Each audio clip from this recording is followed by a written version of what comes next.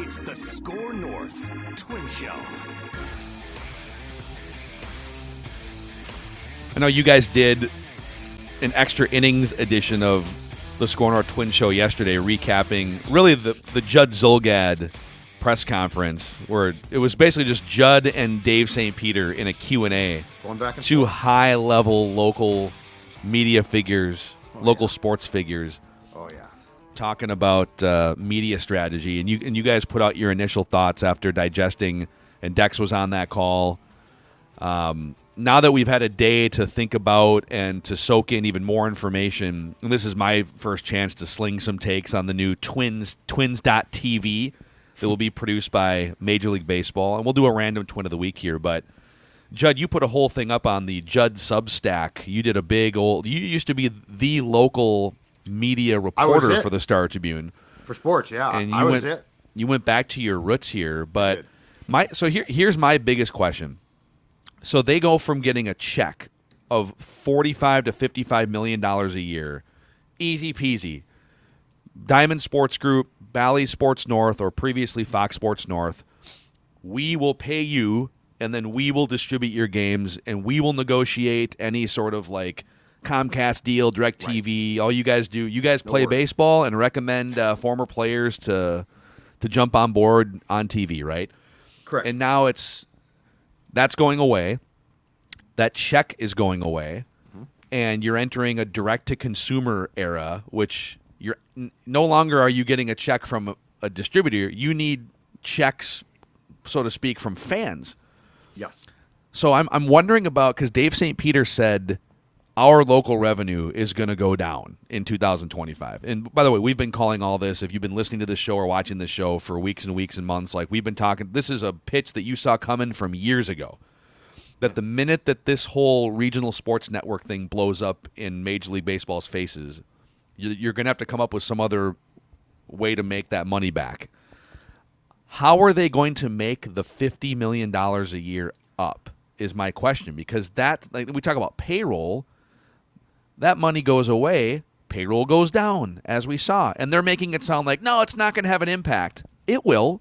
You're missing like a $40 to $50 million chunk, right. And you can make up for it a little bit. But by the way, the Padres, first year, good vibes with fans, by the way, the first year of their direct-to-consumer model, they got 40,000 subscribers, which is a good start.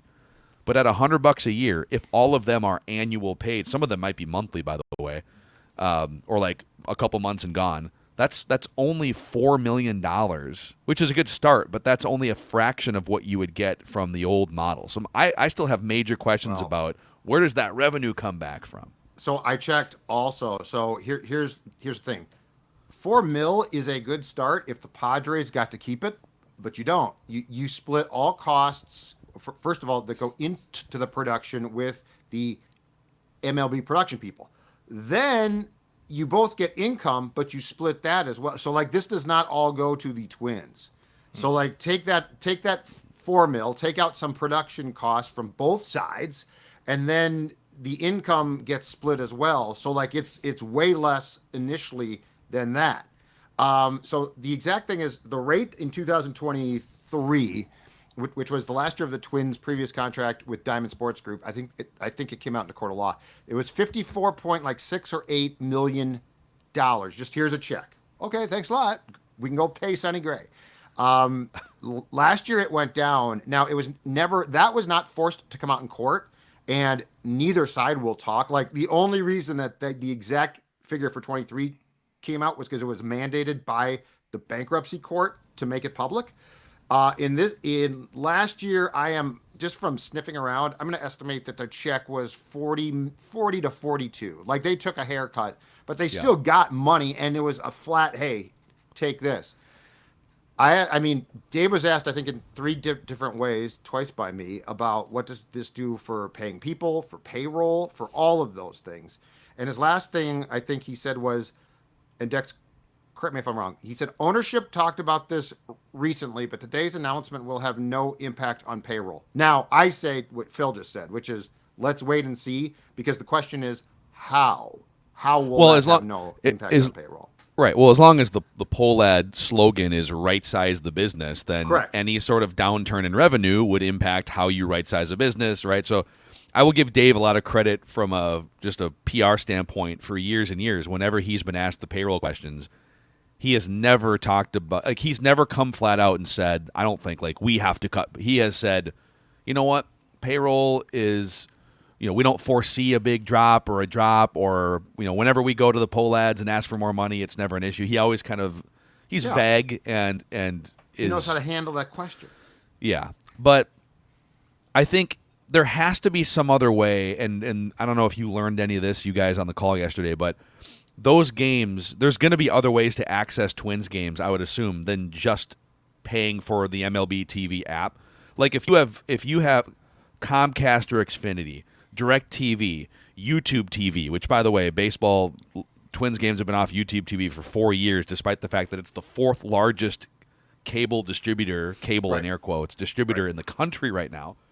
Right. YouTube TV is going to pass Comcast in I guess cable. It's not really cable because it's YouTube TV, but a menu of channels organized in that business. Sure. In like 4 years, they are projected to pass Xfinity.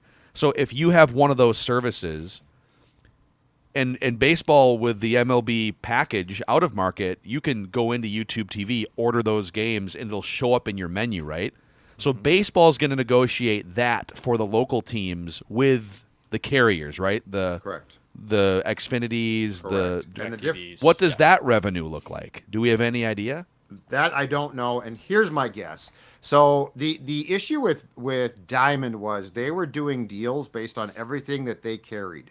So like when they went to Comcast and said, keep us on this tier, that was also with, charging a per customer rate because they had to pay for the Wild, the Twins, the Wolves, everything. Now it's one team, and it's not going to be, unlike the 2004 Victory Sports fiasco with the Twins, you no longer have to program a regional sports network that goes 24/7. It's a one team. Dave talked about there might be some ancillary programming, but that channel could literally carry the Twins game. No, and it sounds like they do want to pre and post, but they could say, screw that. We're going to show the game. It's going to show up at 7 o'clock. At 7 o'clock, you turn on your TV. At 7:05, you get the first pitch. The game ends, let's say, hypothetically, at 10:02 p.m. And at 10:03 p.m., the channel is gone. Twins TV, back tomorrow. So it's like Red Zone Channel. Red Zone Channel is that it's on for 7 hours on Sunday, and then for the other however many hours during the week, they're just playing NFL films music. And I listen to it. And I I'll throw it on. I'll throw it on. They should just play. And we'll be back for 3.5 hours or 4 hours. It's Twins pre, post, and the game, and then for the other 20 or 21, it's we're gonna win Twins. All the different, all the like the '60s one, and then the updated '70s one, and the disco '80s one. Like you could just play them all. But here's my guess. So all the deals with like Comcast, YouTube, Charter, DirecTV will have to be worked out. So there will be an income from that. But I bet it works this way because baseball now has the Padres, the Rockies, the Diamondbacks, the Twins, the Brewers, the Guardians. It's a growing. I bet the baseball goes to all of these carriers who, by the way, are all national. Like yes, Comcast is here, but they're all over the country too, right? And I bet what they do is they offer up the package as a whole at a certain rate. And so again, gone are the regional sports network days when the region drove everything. Now it's going to be, and this is where I think slowly but surely, boys, without the Red Sox, without the Yankees, without the Dodgers, a few Cubs, I think this is where everything is going, where there's going to be distributions done and teams are going to split them. So you're going to see fewer and fewer teams just get a check. Thank you. And instead, it's going to be baseball and these teams in bed together to create more of what we see in the National Football League. And I believe what Rob Manfred said last summer was they want to get to about 14 teams before they offer like some type of renegotiated in-season package where you get all the games. You get all, because right now they only have 6 teams, which is up, but from 3 from a year ago. So in 2025, they'll have 6. But Manfred has talked about before of eventually once we get here, so once they get to this magic number, which he claimed is 14, which is obviously, 45% of the league. It's not exactly 50. Then they can offer this new type of package where fans can get everything, an in-market, out-of-market type of thing. Yeah. And Manfred, I actually, there's a quote here. I think this is from, it's Bobby Nightingale, Star Tribune article yesterday. MLB boasted in its announcement that the Twins, so he talked about like the reach that, and I'll skip past these numbers, but basically with the previous crappy arrangement, it only reached maybe 1.1 million homes through Bally Sports North, and now the reach is a potential 4.4 million. Now, there's not 4.4 million homes that are clamoring to give a $100 bill to watch Twins games right now, but at least like your market size is 4 times or 3.5 times what it was. But Manfred said, quote, "We've had real success on the digital side. Having said that, from a revenue perspective, it's not generating what the RSN model did. The RSNs were a great business. Lots of people paid for programming they didn't necessarily want. It's hard to replicate that kind of revenue absent that kind of bundling concept." And that's where, to Declan's point, because this is still, like, even with this change, it's great for fans who want to watch the Twins because now you can without having to worry about, do I have the right provider, or is the provider currently on the outs and having broken up with Diamond Sports Group? You can just watch Twins games now. But from a revenue standpoint, it's awful for these teams. And I wonder if at some point, 14 teams, 15, 16, can they bundle all those teams together and take it to Amazon, take it to Apple or whatever platform, Netflix, I don't know. Yeah. Netflix just bought WWE rights, and say, okay, for these 15 to 20 teams, whether you live in San Diego or Minnesota, whoever you want to watch, maybe you pay nothing because it's part of Netflix. But Netflix or Amazon gives a $1 billion, whatever that check is every single year, and it gets split up among the teams, and now you're getting your $50, $60 million a year back. Because they're not getting that back with this current arrangement. It's great for the fans, but to watch the games, but it's not great if you want to pay another player $30 million a year. That ain't going to happen for the Twins. Yeah, in the micro of this, the good news is the Twins have a streaming option for fans now to obviously watch their games and expand their reach to 4 million homes. And Dave talked about this too yesterday of we wouldn't be doing our job as a business and as a streaming company and as looking at the whole world of how people consume sports if we're just locked into this plan for 3 years. Like this is going to the macro of it is you do find in Amazon, you do find a Netflix of this. This is not just a direct-to-consumer plan. This is our plan for the next 5 years. This is how you consume Twins games. In fact, I'd be shocked if 3 years from now there's not some type of big buyer that comes in, or it's baseball, that has a big buyer come in to swoop in all of this stuff. So they're aware. Like, they're going to be monitoring this. By this time next year, hell, we could be probably talking about a completely different model that's in the works for 2026. And I understand how tangled and complicated it is because there are literally like 13 or 14 different, before the Bally's thing blew up, there were like 13 or 14 different local entities that distributed baseball games. Some of them were owned in part or in full by the team. Some of them were partnerships or whatever. And untangling that mess and trying to get the big market teams to get on board with putting all 30. But when you look at the NFL, every single NFL game is part of a national, like the reason why the NFL brings in like $15 billion a year is because they've got NBC, Fox, CBS, ABC, Disney, Netflix, Amazon. They literally have 6 massive media corporations writing ridiculous checks every single year. It's very clean. It's ticket sales, it's merch, and it's huge checks from large media corporations. Baseball needs to figure it out at some point and make it more simple. But Judd, can you get the Yankees on? Like at some point, can you get the Yankees and Dodgers to ditch the Yes Network and Sportsnet LA and be part of something bigger? Like that's the problem. Eventually, we're gonna get to some type of Armageddon-like thing here. Like it's going to have to happen. Like eventually baseball probably, and I know the players will strike for a long time, they probably eventually have to have a salary cap. Like it doesn't, like it now makes sense. It didn't used to, but every other sport does, and it helps that sport because competitive balance becomes, off seasons are exciting in large part in the other sports because there's a salary cap in baseball. Yeah. But the most important thing I think immediately is this. Baseball's been so far behind, but what this does, at least for the Twins and for teams, and look, as you said, I put together a Substack piece with like questions and answers and stuff. And I mean, it was a positive move. Dex and I both agreed. And I tweeted it out, my column or my piece, and immediately the pushback was, I'm done with these guys. The poll ads are cheap, blah. So the Twins still have a lot of goodwill to get back. But from a baseball standpoint, this gets you to a point where you're finally also available to the younger customer. Like, at least, Be available. And if you had gone, and it was only a year ago this time when the Twins were pretty damn hot. Like, the Blue Jays series, you had a ton of tickets available, so young people went to the playoff games.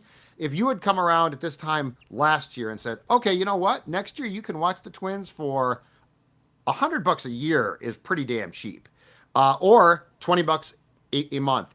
I think a lot of people would have been in. Now they're pissed off now, but it's so imperative that baseball be available. Like that is it sounds like such a stupid starting point, right? Make your games available, but that is the most important thing. And that's why I think from a baseball standpoint and a Twin standpoint, yesterday was so important. Yeah, make your product available to as many people as possible, and then make your product, so that's part one, like just macro, right? Yep. Make your product available to as many people as possible. It's like when companies fall behind the times, even outside of sports, and like they're not on social media, or you can't find them on a Google search or something. It's like, well, you're not available. How would I know that you exist if you don't have like a website? And for baseball, it's like, wait, if I just want to like pop a game up on my phone and I'm out and about on a Tuesday, like why can't I? So this helps solve that problem. But the second macro is make your product as entertaining as possible. And they've done some little things with like the gameplay and the pitch clock and those things. But back to the salary cap thing, because all this ties into TV. If they can at some point bundle their entire product, all 30 teams, and I get that it's mostly local viewership as opposed to the NFL, which is a lot of national viewership. But if you could take all that and you could find even for like a chunk of it, and you could bundle it together, and maybe you could have a flatter structure of how revenue is shared. And I know that New York is going to be like, screw that, why are we subsidizing the Rays? And I turn to the NFL and say, well, you know what? The Giants are subsidizing the Packers, and it's working pretty well for the NFL. Right, because everybody makes money then.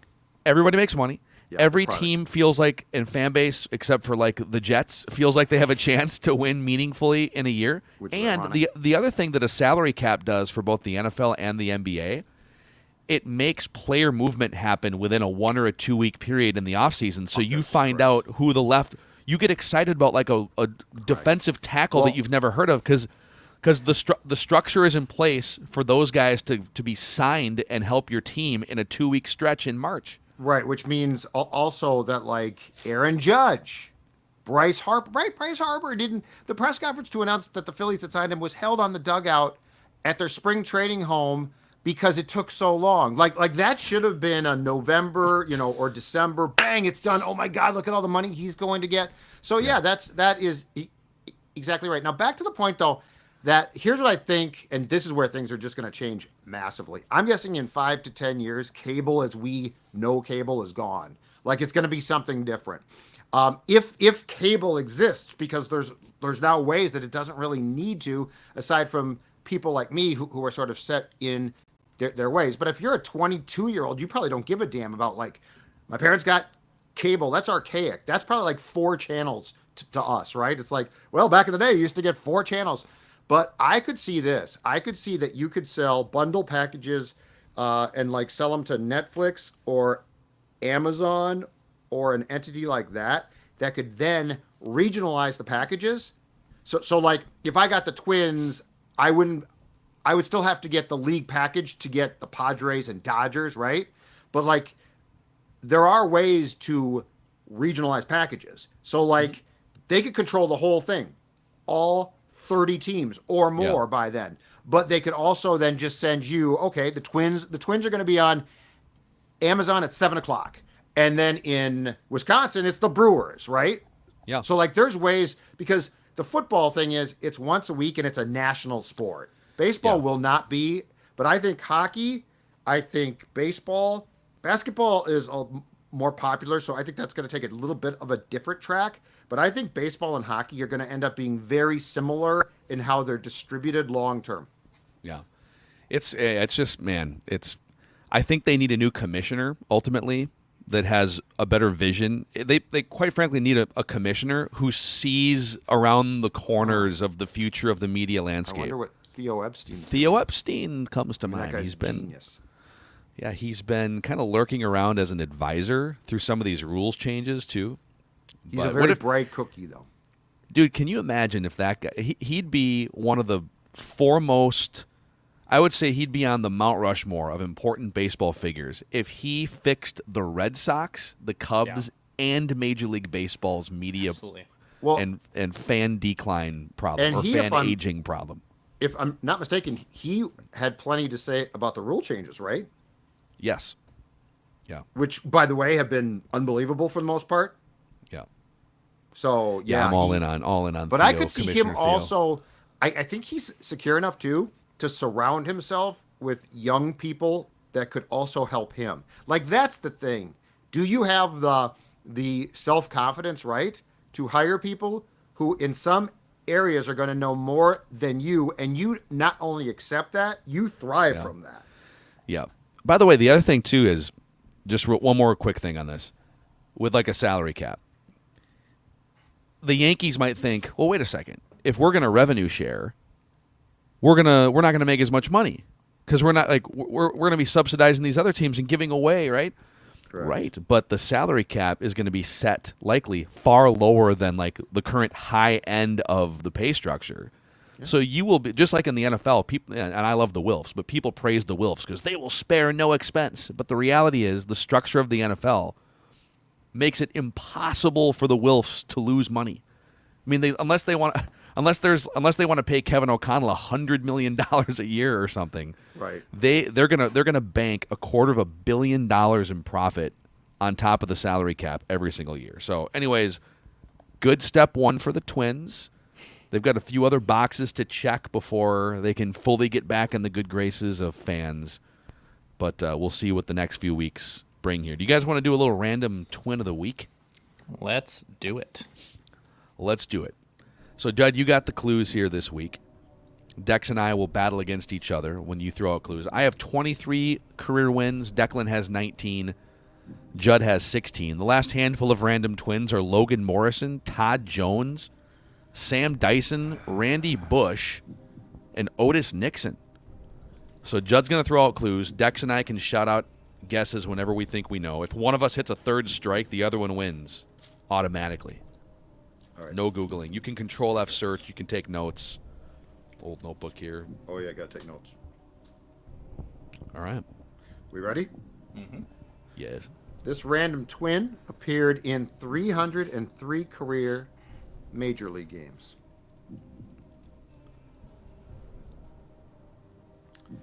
He played his college baseball at Cal Poly.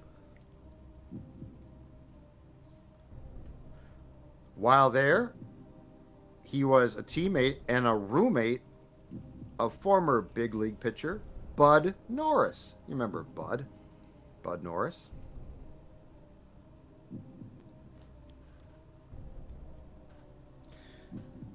This random twin was a 20th round pick of the Detroit Tigers and spent his first 2 big league seasons in the Motor City.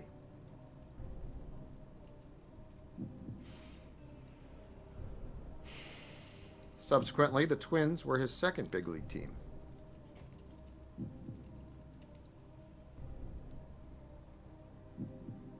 Oh, man.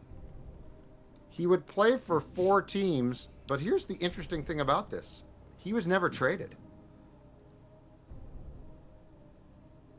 Transaction log. Never traded. How was he never traded? I guess. He was never traded. But he bounced around. How would he not have been traded after spending only 2 years of team control with the Tigers? Almost just blurted out a guess before you said that. That doesn't make any sense. Because he would have been a league minimum he player. was released, or he began the league year as a free agent and signed. Free agent, contract runs out, you sign elsewhere. You still have options left. I mean, the lovely Baseball Reference site is phenomenal, and the transactions are very clear. So I'll take Judd's word for it that this happened. I went through, and here's the thing: I wasn't surprised. I wasn't surprised. He was signed by the Twins after a stint in the Astros organization.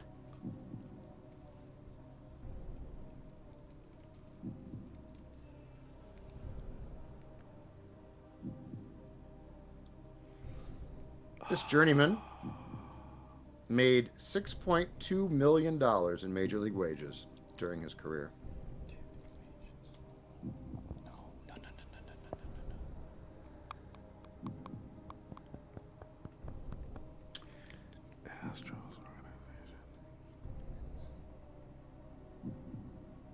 Wow. He finished his 8-year career with a 1.5 WAR. 1.5? 1.5. Oh, this is going to kill me if I don't get this. Bud Norris. Yeah, teammates of Bud Norris at Cal Poly. Boys probably knocked back a few back in the day. He was first promoted to the Twins because Nick Blackburn was optioned to the minor leagues. So he got his chance with the Twins. Cleat Thomas. Wow. That would be incorrect. Oh, it's a great guess, dude. Hold on. Okay. It's a great guess. I thought Dex had it right there. I'm not going to lie. Blackie. This is my I need this now because this is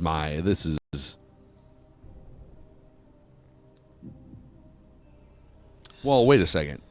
When did you put this together? Just out of curiosity. This morning. Lester Oliveros. Oh, god dang it. Incorrect.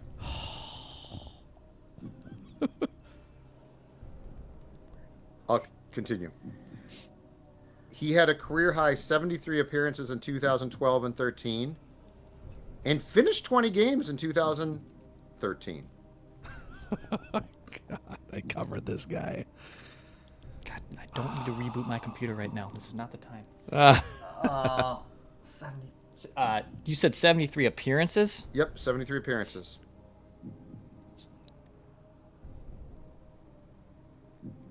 No. So 2012. So he was used a lot, and he finished 20 games in 2013. Now here's an interesting factoid. As you can tell, I'm talking about a pitcher right now. He did not have a save in 2013. Casey Fiend. That is correct. Nice job. That is correct. He did not have a save in 2013. Ding, but the ding. next year, he got his only big league save. I was sitting on that for like 10 seconds, and I was like, Phil, please don't say it. Please don't say it. A guy that we used yesterday to fill in a square. Tigers and Nice Twins. job, dude. That's embarrassing. That's embarrassing for me. Okay. Okay.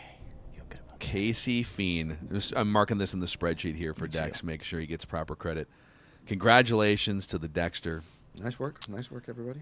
He is ironically, he also got Nick Blackburn correct 2 months ago. So Dex got the full transaction there, the Blackburn Casey Fiend transaction. So it'll be my turn to deliver some clues the next time we do this next week. All right. Yep. If you haven't already, click that subscribe button, by the way, and the like button on the SKOR North Twins Show YouTube channel. Thank you for helping us get to 4,000 subscribers in the first year of this new channel. We have 3 channels now at SKOR North. We got SKOR North Twin Show, we got the SKOR North channel, and we got Purple Daily. So, all right, boys, it's been a busy week here. Even though the Twins are no longer playing baseball, plenty of stuff and more off-season fodder to come as we look ahead and play pseudo general managers during hot stove season. So we didn't get to a Judd's random baseball take, but there will be plenty okay. in the future. I got plenty.